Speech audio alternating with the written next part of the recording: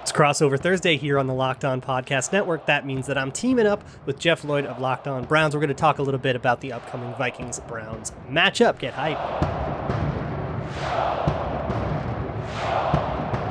Ooh-wee! You are Locked On Vikings, your daily Minnesota Vikings podcast. Part of the Locked On Podcast Network, your team every day. What's going on, everybody? Welcome to another episode of the Locked On Vikings podcast, part of the Locked On Podcast Network, your team every day. As always, I am your host, your pal, and the kid you copied off in math class. My name is Luke Braun. You can find me on Twitter at LukeBraunNFL, and you can find the show on Twitter at Locked On Vikings. And I just want to thank you all for making the Locked On Vikings podcast your first listen of the day. It's Crossover Thursday. We got Locked On Browns coming. That's going to be most of the episode. But first, a couple of quick notes. The injury report for both teams for Wednesday came out. The Vikings one was extensive, but it had a whole bunch of non-injury related absences, a few vet rest days, Mackenzie Alexander dealing with a personal matter, so no big deal there.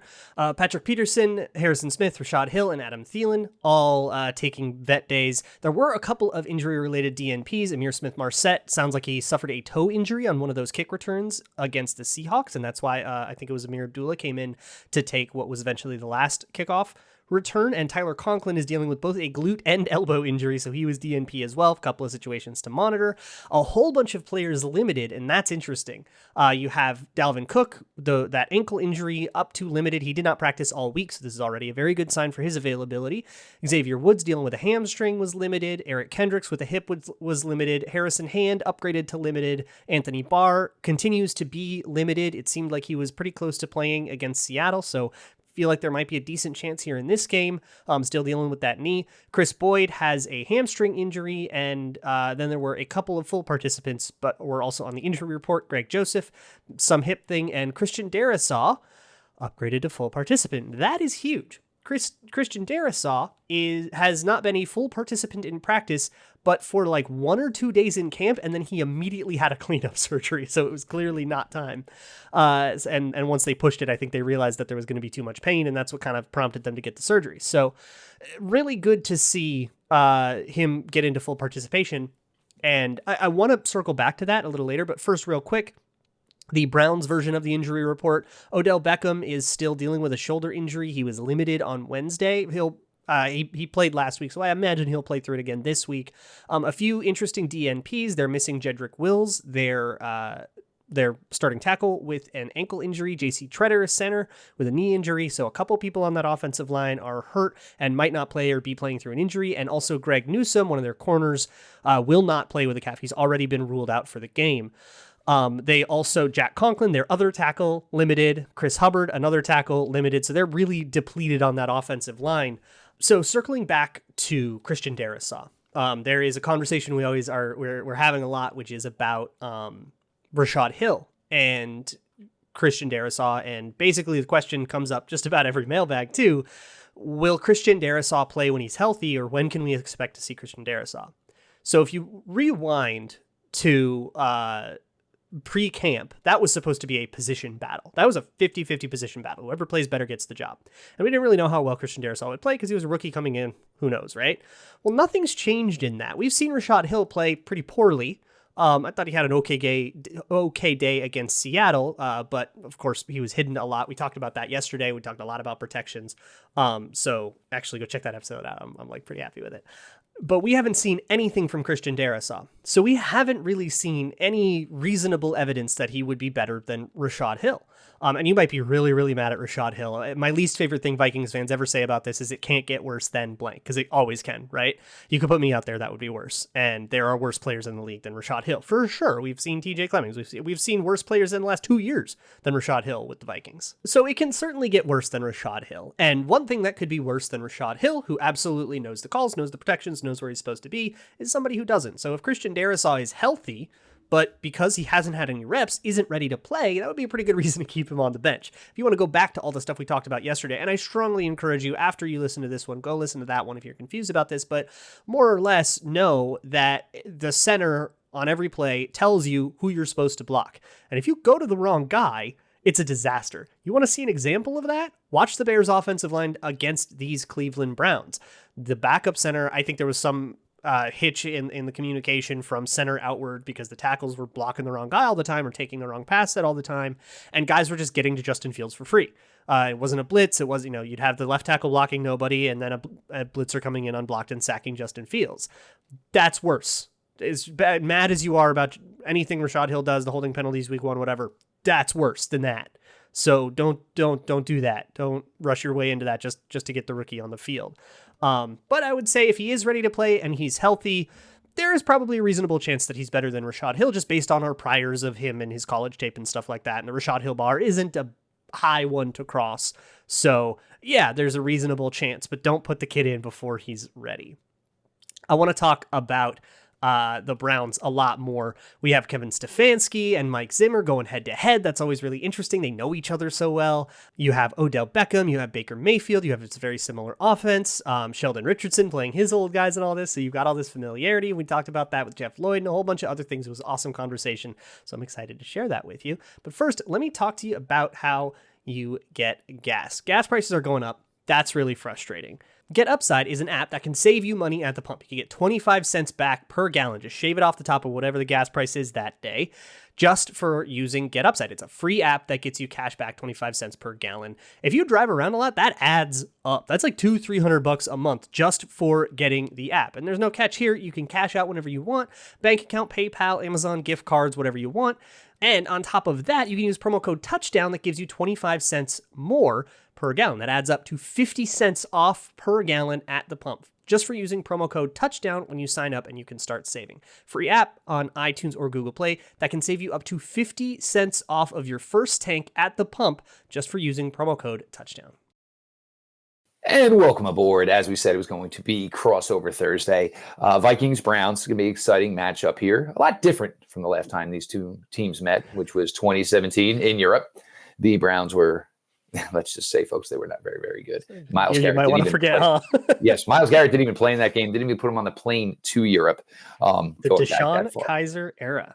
Yes, and I do believe Jet McKinnon was a star that day.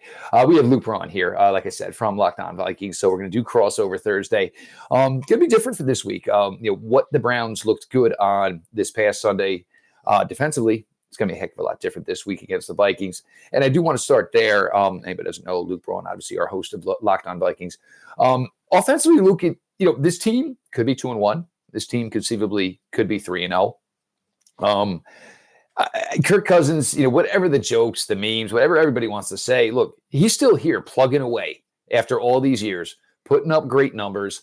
Some thoughts here on this Vikings offense and Kirk Cousins, Adam Thielen, after kind of maybe a little bit of a lost year last year, seems like he's right again. The Vikings passing attack, and hopefully, look, if Dalvin Cook needs another week off to get right, Luke, I can understand. I mean, it'll be okay with me. I mean, it's about the next 15 weeks, 14 weeks after this.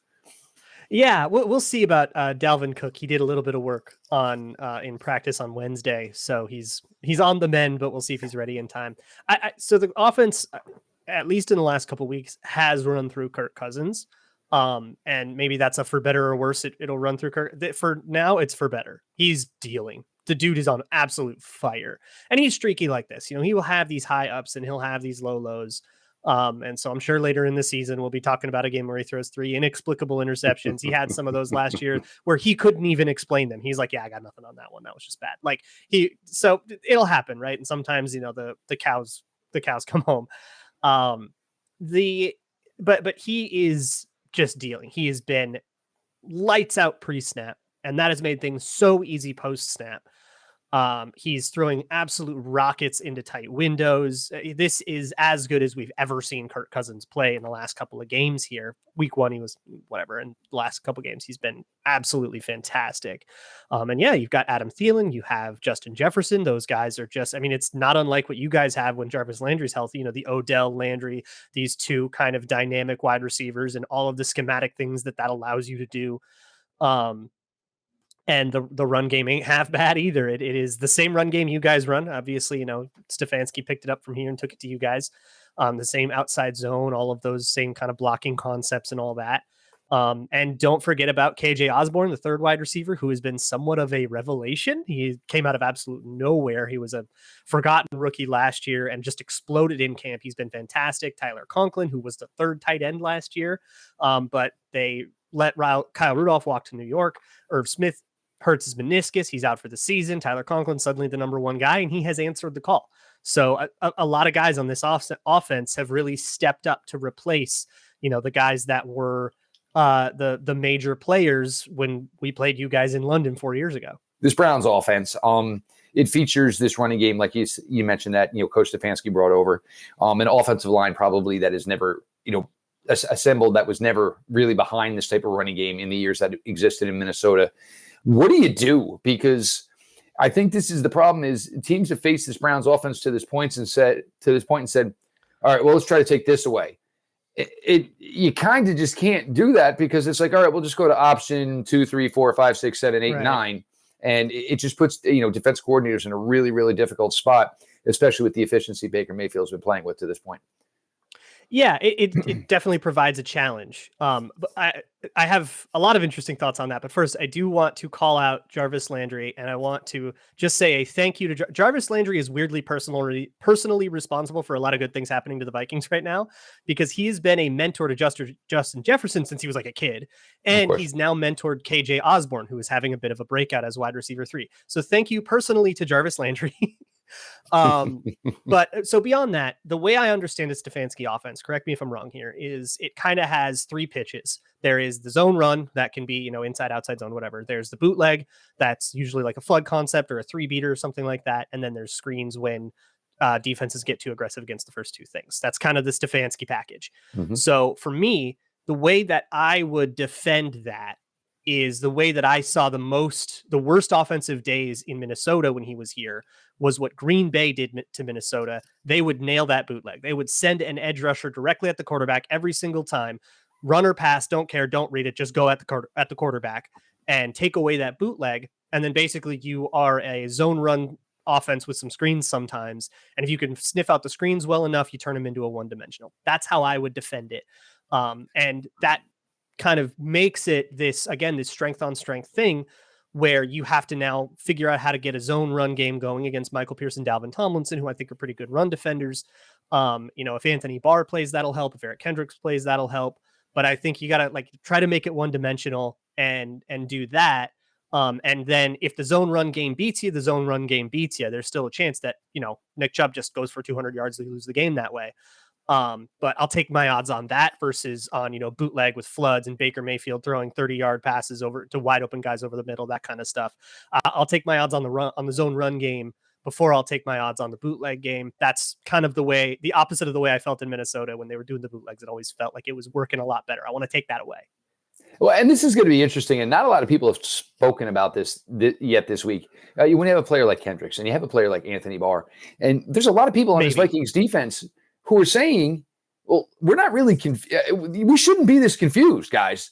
No, we've been up against this a lot. I mean, this is what we did all summer long. We went up against this offense a lot. So, yes, it's Kevin Stefanski's, bringing the Minnesota brand with the Cleveland talent. But, I mean, these defensive guys, I've seen a ton of this, man. I've seen a lot of this. Well, and they've seen us, though. That's the thing, or at least Stefanski has. So he knows, hey, Eric Kendricks, great player, but if you can get him in this position, blah, blah, blah. If you can get Anthony Barr man on man against a number 3 receiver, if you have anybody who's speedy, who you want to send up the middle, or a fast tight end or something like that, that's a mismatch. And I don't know if Anthony Barr is going to play, by the way. He's limited in practice. He's been dealing with a knee injury. Call him a 50-50 proposition. But yeah, that's what's always so interesting. Everybody knows each other, so we all know each other's tricks. Do you change it up? Do you anticipate that they're going to expect to change up and then you don't change it up? There's a little bit of gamesmanship, and I think that's always fun when you get these kind of old familiar faces all up against each other. And this one goes down to maybe one of the classic old lines is, it looks like everybody here knows the X's and the O's. So maybe it's not going to come down to the X's and the O's. It's going to come down to the Willies and the Joes and who can just make the plays, who can be somebody in space. And we'll see how that works out. We appreciate everybody along for your crossover Thursday. Locked on Vikings, Locked on Browns. Going to flip the script here. We're going to put the Browns under the lens as Luke Braun takes over behind the mic. But look, we love these episodes. Look, as as much as this network in its infancy, we had so much of an opportunity to be close. Look, as the bigger the shows get, the more that's asked of us, and we're appreciative of it. We all don't have the time to really, commingle as much as you would think. So we kind of get to do that here a little bit on Crossover Thursdays. So that's why you kind of get a lot of sunshines and rainbows because, a lot of us have been coworkers for years. Fun. You don't really I get like the AFC ones. I don't get to talk to you guys ever. Right?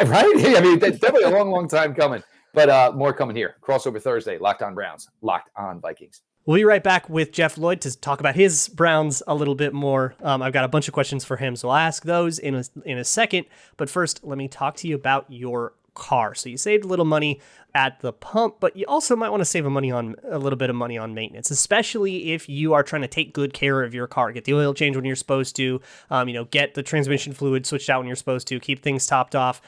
If you take all that to a mechanic, they're going to upcharge you. And if you try to get your supplies at an auto body shop, well, they got retail costs too. They got a brick and mortar store they got to run. They got overhead. They're going to upcharge you as well. And then they're going to go out back and they're going to give a discount to the professionals. Not quite fair, right? Well, Rock Auto lets you get in on those prices. Rock Auto can get you anything you could ever need for your car, from motor oil to gaskets to jumper cables. You can get whatever you need. Just enter your make, your year, and model at rockauto.com. It'll sort through their crazy big catalog of all things cars to get you something that is compatible with your vehicle. And at checkout, there is a How You Heard About Us section. Make sure you let them know there that Locked On sent you. Because if you don't, the rabbits, they're going to put it all on red and let it ride for the night, baby. Rock Auto, amazing selection, reliably low prices, all the parts your car will ever need. I also want to talk to you about Grambling. BetOnline is your one-stop shop for all things pro and football Grambling. You can find all sorts of odds, props, and lines. You can bet on the Vikings. You can bet on somebody else if you don't care about the Vikings. Vikings currently 2-point dogs. Over-under, though, is looking real tasty. That is at 51. So if the Vikings-Browns game, the two teams combined score more than 51 points, you cash on that. I'm liking that bet, but you can bet on whatever you want. You can bet on the WNBA playoffs. You can bet on martial arts, whatever. You can even play your favorite Vegas casino games on betonline.ag. And if you haven't signed up, make an account. That's free. And then on your first deposit, enter promo code NFL100. You can get some free Grambling money in your account as well. Whatever you put in, BetOnline will match it. You put in $500 to gamble with, BetOnline will just plop $500 on top of that in free play money. So head on over to betonline.ag, use promo code NFL100, and get a Grambling at BetOnline, your online sportsbook experts. All right, everybody, we're here, Crossover Thursday. I'm Luke Braun of Locked On Vikings, here with Jeff Lloyd of Locked On Browns. We are talking about Vikings-Browns, two teams that know each other pretty well for teams that are in separate conferences. It's always fun. So I got to ask my own stuff about Kevin Stefanski here, because we are familiar with Kevin Stefanski. The way I remember him and the way I'm familiar with him is as an offense that kind of has, three pitches. And we talked about this when we talked about your guys. Is that still the move, or have we added more wrinkles here, or is this really a two wide receiver shot play offense with a zone run game kind of propping it up? Well, we've seen a little bit in different ways so far this year. We know week one, because we talked about this so much last year, and a lot of this had to do with the fact that Odell Beckham Jr. went down. It took away the opportunity to take your shot plays, and the Browns, and Baker was probably really underrated towards the latter part of 2020, because it was almost like, we made the joke, he was playing in an arena league field. There was no opportunity to really, really go deep. This year, now with Odell being back, and we didn't see this in his first week back, and understandably so, you want to see the opportunity to start threatening, that deep third of the field, having safeties take command. Donovan Peoples-Jones showing last week 2 receptions for 40 yards, that's something he can do. Anthony Schwartz, almost 90 total yards in week 1, a very, very quiet week 2, very, very quiet week 3. But you understand that it's there and the capabilities of a player with his speed, and you have to, take notice of this. Week 2 against Houston, 90% completions. The Houston Texans sat and covered 2 most of the day. And Baker, after he got hurt early in the game, it was just kind of like, look, I'll just take what's given. The last thing I want to do is take one more hit on this shoulder that, probably got put back into place and, got a little assistance from a needle. Not that vaccination, but maybe a certain different other type of vaccination Baker Mayfield got that day to get on through. Last week, they went back to it, though. Last week, they tried to go a little bit more vertical. Baker was only 19 to 31. And this is what's going to happen. Look, if you want to complete 85, 90% of your passes, that means you're probably not going vertical. But they opened it back up a little bit more last week. And they kind of needed to do it because the Bears were clogging running lanes in order to open up those lanes. And the Browns did upending rushing for over 160 yards. But they needed to threaten the deep part of the Bears defense to basically get some guys to lag off to open up things for that running game. So there is a little more verticality, I think, than there was in the days, when he was with Minnesota. And I think the thing where he wins so well with his team, there's not enough superlatives that come out of these players' mouths when they talk about Coach Kevin Stefanski. He treats them like gentlemen. He treats them, he treats them like the stars they are. He treats them like the future of America they are. And even last year, late in August, he wanted them all. And he's like, with all that was going on at the time, in society, use your platform. If you want to speak up about what you feel is, unjust in this world, we encourage you to do so. And the amount of players, I talk with a ton of players, that won them over. And it wasn't a question of anything else. It was just be who you are. We've got your back. And it goes a long way. And the other thing is when you go sometimes when the chips are down and you have to go to somebody and say, hey, man, I need a little extra out of you. That's the type of thing that resonates in people's minds that say, hey, you've always had my back. So if you're saying you need a little more from me because maybe I'm not getting it done today or I'm not playing my best and I got to just squash all that, and this is the most important drive of the game. And it worked out really, really well towards the end of last year in the 2020 season, obviously into the playoffs. And so far with the Browns sitting 2-1 through 3 weeks. Yeah, you should check out some of the Vikings availabilities from Wednesday. Dalvin Cook talked. A bunch of people who were around who know Stefanski are like, yeah, he'll forever just be my coach. A lot of Vikings players are there is absolutely there will be a long line Sunday of guys in purple willing to come over and make sure they shake hands with Coach Kevin Stefanski. Yeah, there's a lot of love in this matchup. I want to ask you about Baker Mayfield. I do not know a lot about him. I mean, I know he's been running in his own scheme for the last year and this year too, and that's kind of about it. Give me the Baker Mayfield primer. I think it's a good system for Baker. But the thing is, and this is where so much confusion happens and so much gets lost in Baker Mayfield talk nationally. He doesn't have to do what Patrick Mahomes does. He doesn't have to throw for 400 yards a week. He doesn't have to throw for 5 touchdowns a week. And this is where maybe he doesn't get the respect he deserves nationally because so much of it comes down to statistics. And the fact that Baker Mayfield only has 2 passing touchdowns to this point in the season, the Browns don't care. They're 2-1. They're in first place. Yeah. He's got a completion percentage. Just punch all those in on the goal line, right? Yes. I mean, yes. Is he better than this? Could he put up a lot more better statistical numbers? Without a question. He's certainly capable of that. The Browns just don't need him to do what some of these modern day quarterbacks do. I want to flip to the other side of the ball real quick. So we're pretty familiar with that defensive line, right? Jadeveon Clowney, Myles Garrett, Malik McDowell's been this kind of breakout guy. But I want to ask about the back end. I don't know a lot about. I mean, I know Denzel Ward. He's good, right? Like, I'm pretty sure he's good. Tell me about the back end of coverage. Let's say the defensive line will cause the problems it causes. But what kind of challenges do we see? What kind of coverages do they like to run? Tell me about the character of this defensive back end. Well, this is where it's a little bit different because now this has been the transition. Joe Woods, and this was Sunday was his 21st game as defense coordinator for the Cleveland Browns. And when he first got here, it was this talk of, I want to play a lot more nickel. I want to play a lot more dime, which, whenever you hear anybody say about anything, we need to get faster. Well, if you're talking about that on the defensive side of the ball, it usually means you're taking linebackers off the field. You want to get faster. You want to play more defensive backs. He wasn't able to do it last year. They brought in Andrew Sendejo, obviously, as you guys know. Andrew Sendejo, fine guy. Fast is not anything anybody's going to use to describe Andrew Sendejo. Carl Joseph, same instance. They drafted Grant Delpit in the 20 draft. Blew out an Achilles in August. They never even got to see him.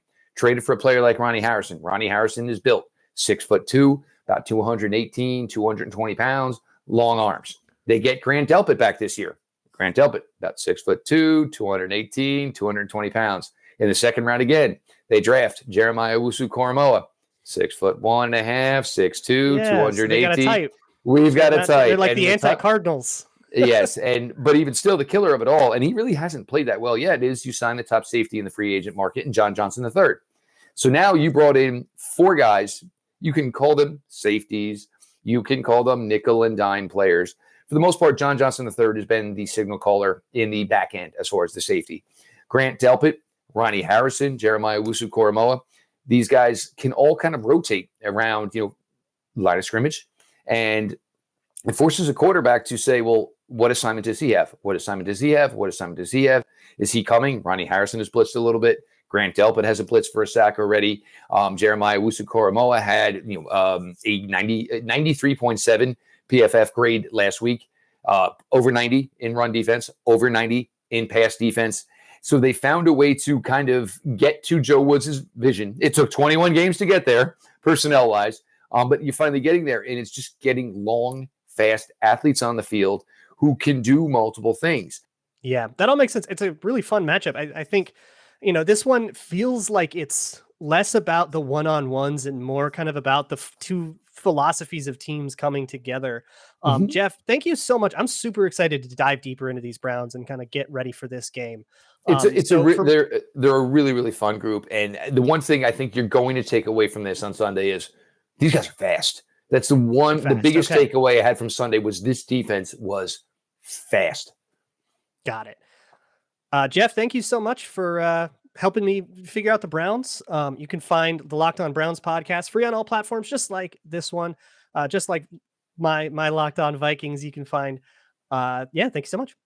So tomorrow I'm going to deep dive a little bit more into the Browns and the way that they played. We'll talk a little bit about what they did to the Bears. We'll talk a little bit about their other games and really get ready to watch Vikings face the Browns and see if they can't scrape their way back to 500 after an abysmal start to the season. So I can't wait to share all that with you. Thank you so much for making Locked On Vikings your first listen of the day. Your second listen should be Locked On Bets. Get your gambles straight. You can find the Locked On Bets podcasts free on all platforms, just like this one every single day, Monday through Friday. I will see you all tomorrow. And as always, Skol.